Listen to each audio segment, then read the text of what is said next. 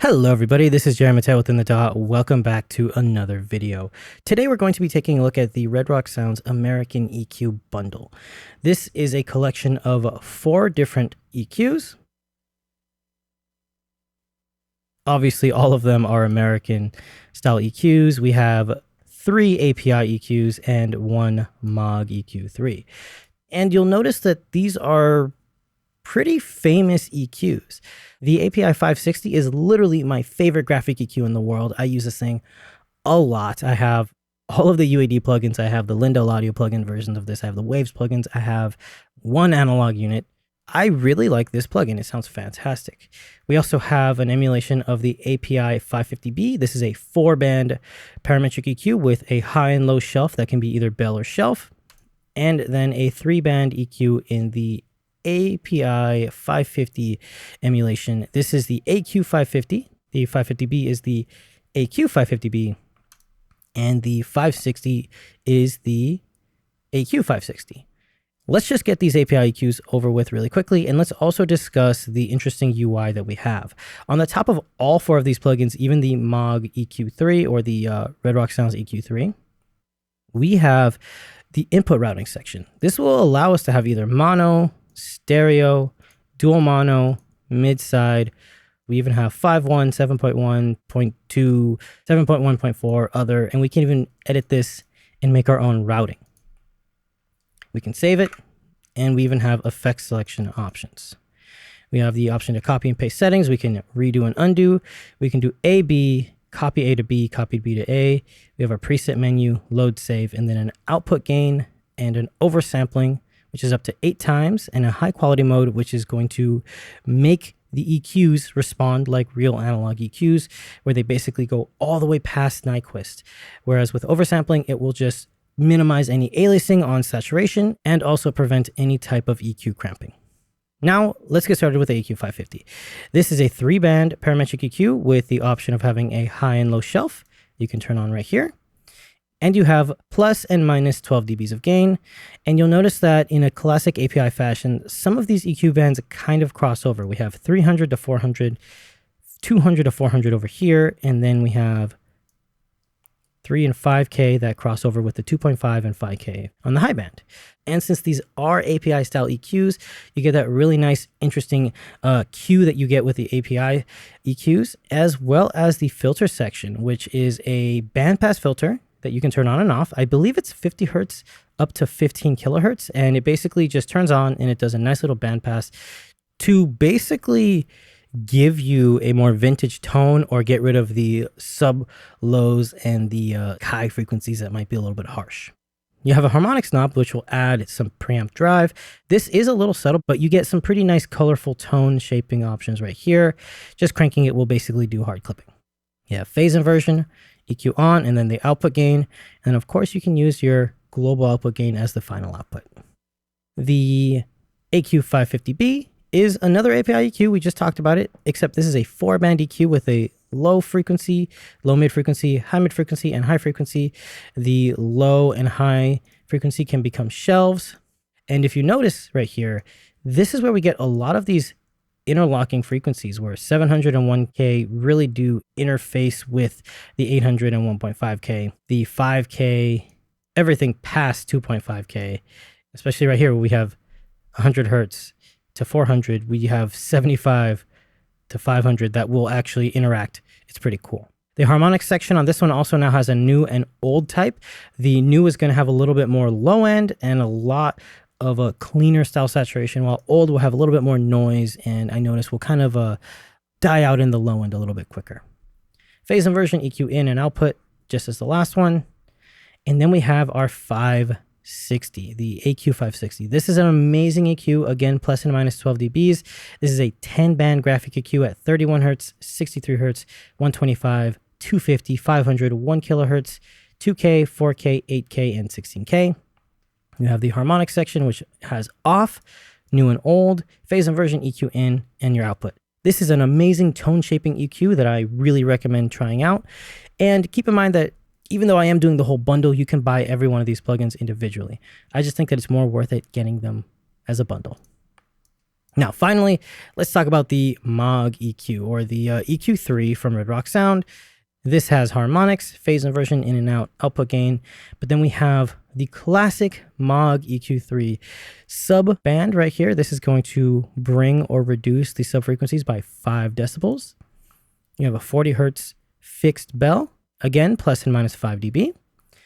160 hertz, 650 hertz, and then we have a shelf at 2.5K.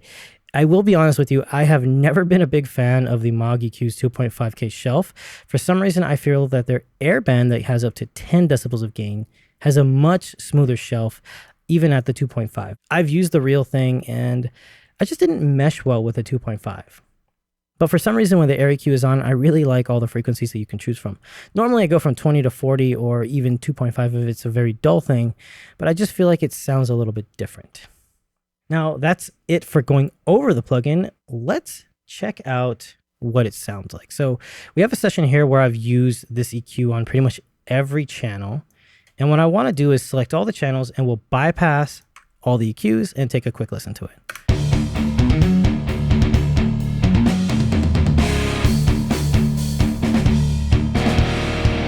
Turn it on.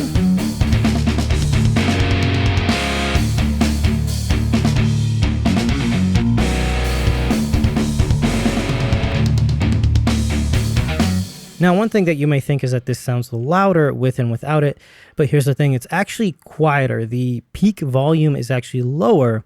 It's just the frequencies have shifted in different ways. So let's just jump into this. We have the kick drum, which is being processed using solely the API 560 or the AQ 560. I do have console 1 on every one of these channels, but keep in mind that console 1 is doing nothing on any of them. I mean, let me just click through them. Nothing is on. It's just there as a DAW controller. If we bypass this with the kick drum, sounds okay. This is a Superior Drummer 3. We are using which library? We're using the Fields of Rock Dry. Sounds a little bit flat and flabby. So if we turn it on, it still has that clickiness, but it also has a more controlled mid-range, and then a little boost at 60 hertz to give it more depth and more beefiness.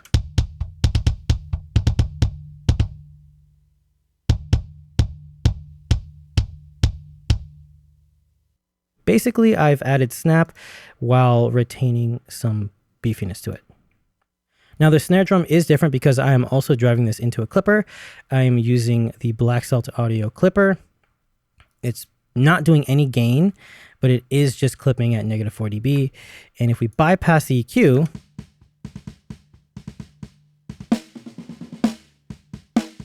turn it on, and we bypass the clipper, you can see that the clipper is only being used as a leveler. It's basically just giving it a brick wall where it can't pass. It adds a little bit more sparkle, a little bit more high frequency content because of the clipping. But I'm really relying on the AQ 550B. I'm boosting 100 hertz to give it some depth. This is a bell. I'm cutting at 180, boosting at 5K, and then I'm using the old type of saturation at about 56%.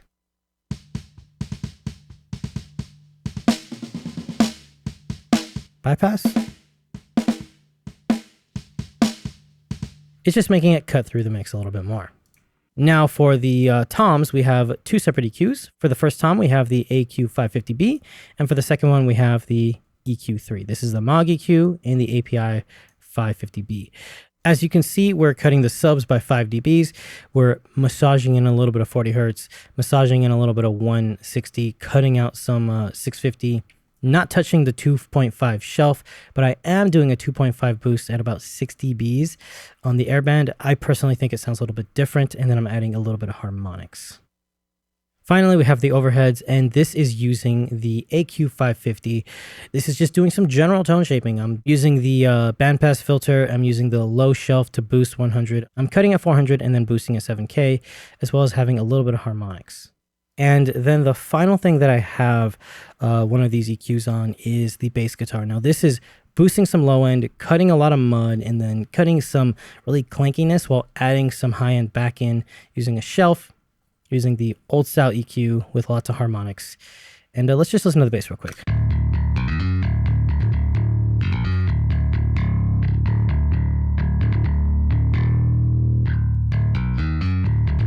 It's just cleaning it up a little bit.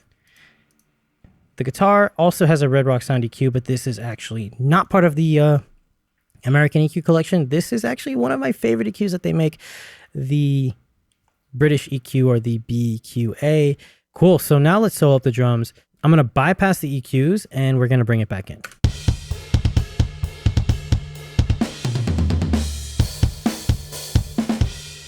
And back in.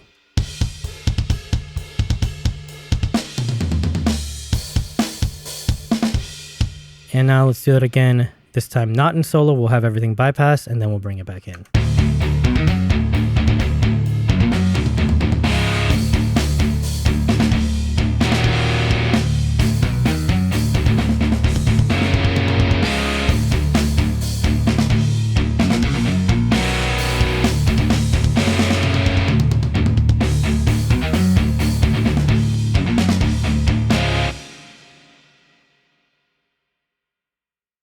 Cool. So personally, I think that sounded pretty noticeable. That was pretty obvious. This was a huge difference between before and after, and I'm really happy with the tones that I'm getting. I think I might change the sample for the snare because I'm just not happy with the snare in general, but I like the blend of the API 550B going into a clipper. Overall, I think for this bundle, you're getting a lot of options. You get a lot of EQs that all do different things in different ways, but all have a lot of flexibility. I definitely like the 550 for doing maybe mix bus style processing where you do more broad strokes. And then for guitars, I'll filter it out. While I like the 550B for each individual channels. When it comes to more tone manipulation, I think the 560 is the way to go. It is fantastic for doing basically create your own shape. And then finally, I really like the EQ3. I actually don't own another emulation of this. I think I have the light version, the EQ2 from Plugin Alliance. Don't really use it that often, just because I didn't really mesh well with their EQ3. But I really like this. This is a very good EQ. It's very broad, very subtle. Definitely something that belongs on the master bus.